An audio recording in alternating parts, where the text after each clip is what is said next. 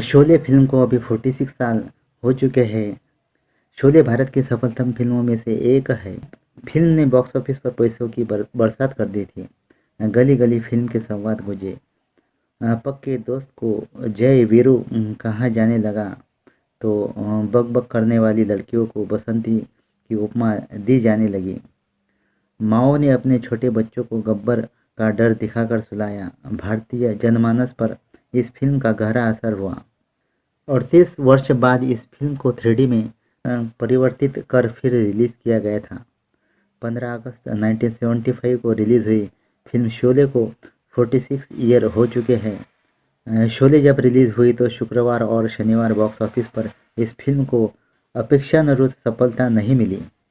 भारी बजट की भव्य फिल्म का यह हाल देख निर्देशक रमेश सिप्पी चिंतित हुए। रविवार को उन्होंने अपने घर पर मीटिंग रखी जिसमें लेखक सलीम जावेद को भी बुलाया गया। फिल्म के कमज़ोर प्रदर्शन का अर्थ ये निकला गया कि अंत में अमिताभ के किरदार की मौत दर्शक पसंद नहीं कर रहे। रमेश सिप्पी ने प्रस्ताव रखा कि फिल्म बदला जाए। लोकेशन पर पहुंचकर वे नया अंत शूट कर लेंगे और बाद में फिल्म में जोड़ देंगे।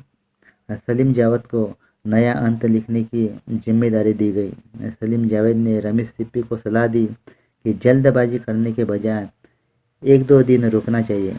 यदि फिल्म का फिर भी खराब प्रदर्शन रहता है तो वे नया अंत शूट कर लेंगे। इनकी बात मान ली गई और 1-2 दिन बाद फिल्म का प्रदर्शन बॉक्स ऑफिस पर सुधर गया और फिर बेहतर होता चला गया। फिल्म सीता और गीता 1972 की शानदार सफलता की पार्टी में जीपी सिप्पी के घर की छत पर दी गई थी, जिसमें जीपी और बेटे रमेश सिप्पी ने तय किया था कि इससे भी 4 कदम आगे चलकर एक बड़े बजट की भव्य एक्शन फिल्म बनाई जाए। यही से शोले का बीज जमीन में पड़ा। शोले फिल्म की कहानी मार्च 1973 में लिखना प्रारंभ हुई थी।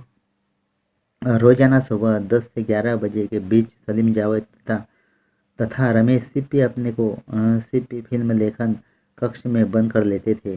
घंटों चर्चा करते थे। इस दौरान चाय, सिगरेट और बियर की ढेर सारी बोतलें खाली हो जाती थी।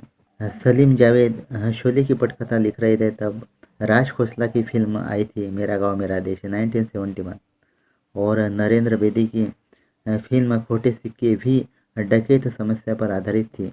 इन फिल्मों ने सलीम जावेद को काफ़ी आइडियाज़ दिए। लोकेशन हंटर येडेकर रमेश सिप्पी की टीम में कोलंबस की तरह थे। रमेश नहीं चाहते थे कि इस बार चंबल की घाटी या राजस्थान जाकर दर्शकों को परिचित डकैत लोकेशन पर शूटिंग की जाए।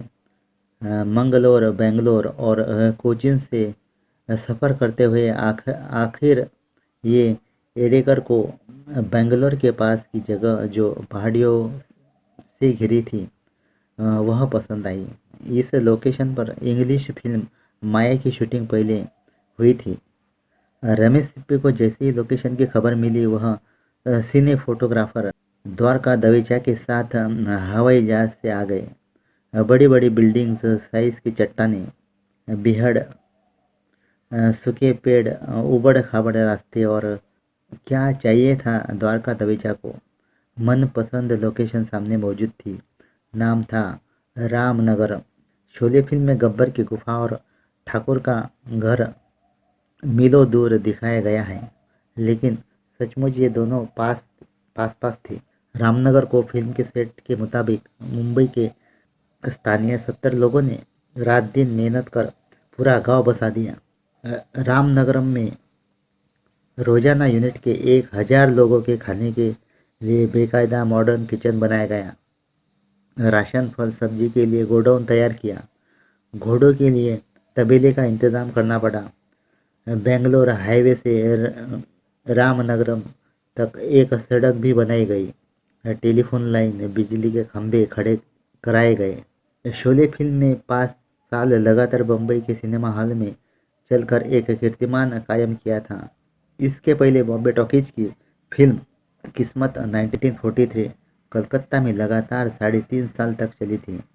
शोले का रिकॉर्ड दिल वाले दुल्हनिया ले जाएंगे ने तोड़ा। यह फिल्म अभी भी मुंबई के मराठा मंदिर में चल रही है। फिल्म फिल्म शोले ने बाजार में कई तरह की चीज़ों को बेचने में कामयाबी हासिल की। ग्लूकोज बिस्किट्स से लेकर ग्राइप वाटर तक। सन 2000 में पॉप स्टार बाली ब्रह्मभट्ट ने रीमिक्स एल्बम बनाया था शोले 2000, जिसे शीर्षक दिया था द हथौड़ा मिक्स। यह शोले के ठाकुर का संवाद है जो वीरू तथा जय को कहा गया था, लोहा गरम है, मार दो हथौड़ा। फिल्मकार शेखर कपूर ने कहा है कि हिंदी फिल्म सिनेमा को इतिहास को दो भागों में विभाजित कीजिए, शोले के पहले बीसी, शोले के बाद एडी। 1947 में जेपीसीपी कराची से मुंबई एक शरणार्थी की तरह आए थे। उनके पास शरीर पर पहने शर्ट के अलावा कुछ नहीं था। फिल्म में अमजद खान को गब्बर सिंह डाकू का जो नाम दिया गया वह असली डाकू का नाम है। सलीम के पिता उन्हें डकैत गब्बर के बारे में बताया करते थे। वह पुलिस पर हमला करता और उनके कान काट कर छोड़ दिया करता था। सुरमा भोपाली का नाम जावेद की उपज है। यह किरदार उन्हें भोपाल निवास के दौरान सूझा था। वीर और जय के नाम दो सहपाठी सलीम के साथ कॉलेज में पढ़ते थे, वहीं से उनका नाम जस का तस ले लिए गए। हेमा मालिनी फिल्म शोले में बसंती तांगेवाली का रोल करने को तैयार नहीं थी। इसके पीछे फिल्म अंदाज तथा सीता और गीता की जबरदस्त सफलता थी। रमेश सिप्पी ने उन्हें समझाया और वे मान गई। जय के रोल के लिए शत्रुघ्न सिन्हा का नाम फाइनल था, मगर सलीम जावेद तथा धर्मेंद्र ने अमिताभ का नाम सुझाया। जबकि अमिताभ की कई फिल्में फ्लॉप हो रही थी, लेकिन सलीम जावेद को जंजीर फिल्म की पटकथा पर भरोसा था। उनका मानना था कि जंजीर फिल्म रहेगी और अमिताभ स्टार बन जाएंगे। हुआ भी ऐसा ही। अमिताभ को जंजीर रिलीज होने के पहले ही साइन किया जा चुका था। ठाकुर के रोल के लिए प्राण के नाम पर विचार किया गया, जो सिप्पी फिल्म की कई फिल्में लेकर कर चुके थे, लेकिन रमेश सिप्पी संजीव कुमार की प्रतिभा के कायल थे। सीता और गीता में वे संजीव कुमार के साथ काम कर चुके थे। अंततः संजीव के वह पक्ष में रहे। गब्बर सिंह और सांभा के संवाद खड़ी बोल में होकर अवधी बोली का टच लिए थे। सलीम ने इस संवादों को अमिताभ और संजीव कुमार के बीच सुनाया तो अमिताभ गब्बर का रोल करने के इच्छुक लगे। ऐसा ही संजीव कुमार के मन में भी था। अमिताभ जया ने 3 जून 1972 को शादी कर ली। प्रकाश मेहरा की जंजीर रिलीज हुई। अनेक फ्लॉप फिल्में दे चुके अमिताभ दंपति एकाएक सुपरस्टार हो गए। इसका लाभ शोले को मिला। फिल्म की शूटिंग के दौरान जया बच्चन प्रेग्नेंट हो गई थी। गब्बर नाम का डाकू सचमुच में चंबल घाटी में हुआ था। उसके जीवन पर जया भादुड़ी के पिता ने अभिशप्त चंबल नामक किताब भी लिखी थी। वह अमजद को पढ़ने को दी गई। अमजद की पत्नी शैला उसे अमजद खान को समझाती थी।